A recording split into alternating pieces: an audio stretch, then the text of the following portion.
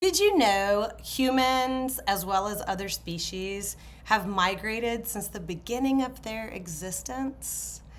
I'm going to share some intricacies about immigration to help us widen our perspectives and build community.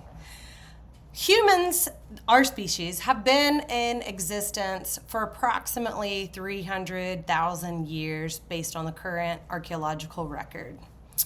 During that time, for the first 290,000 years, we lived in nomadic bands and tribes, which meant that we were constantly moving around.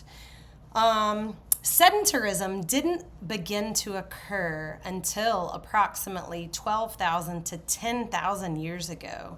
So if we think of that relative to time and space, it's brand new, the fact that humans live in one place for most of their life.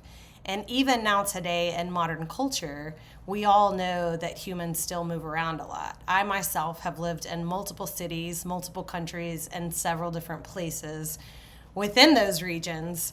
And so you might be thinking the same thing if you've lived in different cities. So, as sedentarism is new, that means that we started planting things approximately 10,000 years ago. So that's when we started to stay in one place, and we start to see populations really increase about 5,000 years ago. So during this time, borders have been ever changing. So the concept of having a border is even brand new. And borders are even changing to this day. We have new political boundaries that are founded every day, borders moving, and places evolving. Something else that's really interesting to think about is that 100% of the population within the regions of the Americas, which includes North and South America, 100% of the people that live in these spaces are immigrants. So again, referring to the archaeological record, they have record of humans entering these spaces approximately 14 to 12,000 years ago when they started becoming sedentary, which again means that they started to settle and stay in one place. However, we know that the first records of humans moving into that space was 30,000 years ago during the Ice Age when the Bering Strait froze over and there were migrants into this space from current day Asia.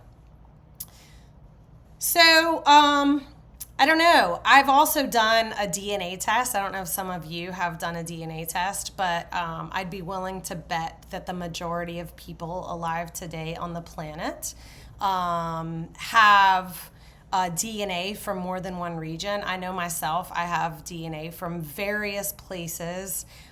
There's percentages from one place, percentages from another place, and some of the results surprised me, which I'm sure if some of you have done the DNA test, that'll surprise you as well. So it's interesting to think about that our ancestors aren't even from the same place, right? And have different backgrounds and different cultural heritage. So if we all have DNA from around the world, and if humans have always migrated in search of food and security, the question is, why has it become such a political topic today? And what place do we have, what role do we have in those conversations? When did we begin to separate ourselves from other members of our community? In Wretched of the Earth, which is one of my favorite books, Fanon discusses the benefits of colonialism. And he discusses how the colonizer separates the masses because he creates, because the colonizer creates a divide, right? So the colonizer creates Frantz calls it the urban proletariat, but to put that in more layman's terms, the colonizer separated people benefiting from colonization to those who aren't benefiting from colonization. So what's one example here? So in this book, he writes about when Algeria was being colonized by France in the 40s and 50s. And so one of their tactics was that they created this urban proletariat. So they selected particular members of the Algerian population to benefit from colonization, meaning that they gave them paid roles and responsibilities. And so their well-being and their livelihood was tied to this colonization. So not only did this lead to them not asking questions, right, because they didn't want to threaten their livelihood, but it also led to the masses that were not included, or perhaps people that lived in more rural areas, to fight with those that lived in the city, right? So it created this discord. And you all might have heard the phrase divide and conquer. And so that's one of the most well-known ways that the elite can gain power. Or we could say the rich people. I once had a friend in Brazil told me say not to use the word elite because he says they're not better than us. They just have more money. So the term elite kind of does describe people that are better, right? So we can just say people with more money. So it's interesting to think about, right? So how some receive benefits, and this locks others out, right? So this automatically locks people out. And then the people that are locked out, they're oftentimes forced to move, to relocate, to be able to provide for their families. So I invite you here to strip away labels for a minute and just consider a scenario, right? What if you were born somewhere else? What if you were born or were living under circumstances that made it unsafe for your children? Or what if you were unable to provide basic needs for them, or even basic needs for yourself? I would imagine that you would do anything to protect the ones that you love, and therefore risk moving to a safer place. Immigrants to the United States are an important part of our communities as they most often they have jobs such as caring for the children, they care for the elderly, they work in the construction of our homes and businesses, take care of landscaping, and work for farms to provide food for the population. Economically speaking, these workers often agree to work for less than minimum wage, and this in turn helps the American middle class because this helps us with living expenses and the cost of living, right? As prices will go up all around on these necessities in society if we have people that are paid minimum wage to work these jobs, making a lot of things unaffordable for working middle class families. Statistics actually demonstrate that more U.S. citizens are criminals than immigrants. So oftentimes that's the argument, but that's a complete false notion. And people have been convinced of that, in that belief. And people often generalize families that have only been searching for a better life.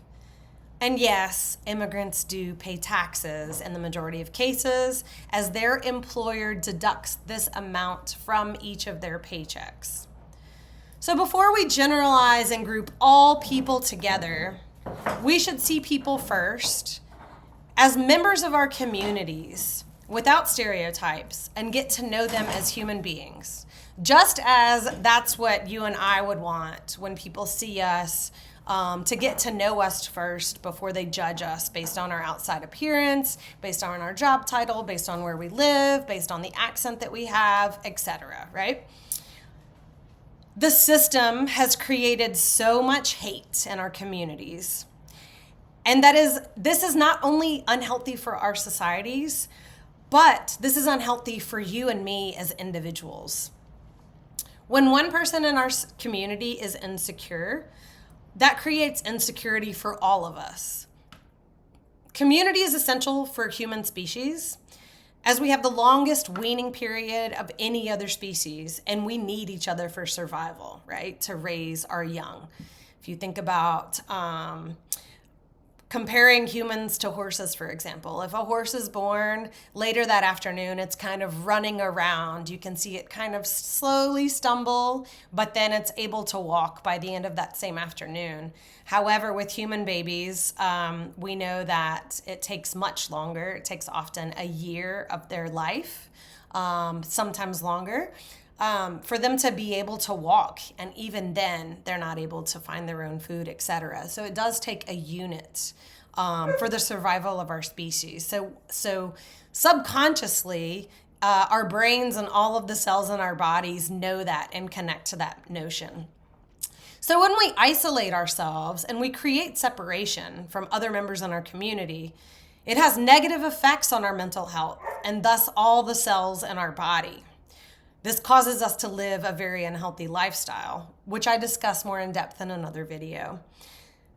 All of the different religions and spiritualities around the world knew this, as they all have a form of saying, love your neighbor.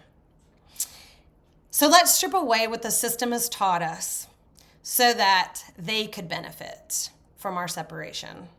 And let's go back to connecting to our community for our health.